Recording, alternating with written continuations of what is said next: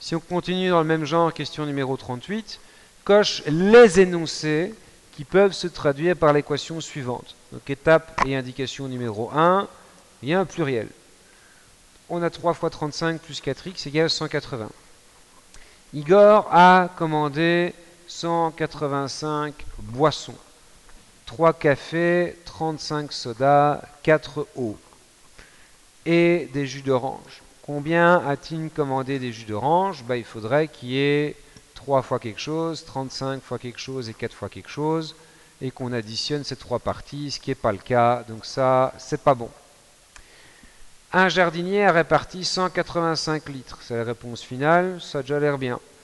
Dans 7 pots, 3 pots ont chacun une capacité de 35 litres, 3 pots ont une capacité de 35 litres, et des 4 autres pots, on cherche la capacité du dernier. C'est bon. Lucie achète 4 pantalons à 35 euros. Donc c'est 4 pantalons à 35 euros et 3 t-shirts dont on ne connaît pas le prix. Donc 4 fois 35 plus 3x, écoutez, 4 fois 35 plus 3x, c'est pas bon. Le gérant d'un gîte utilise 185 mètres carrés. Donc la réponse est 185, c'est déjà bien ça. 7 chambres. Les 3 grandes chambres ont une aire de 35. Les 3 grandes chambres ont une aire de 35. Et quelle est l'aire d'une des 4 petites chambres? Si on demandait une des 4 petites chambres, ici ça n'ira pas. Hein. Manifestement, si, qu'est-ce que je raconte moi ici maintenant?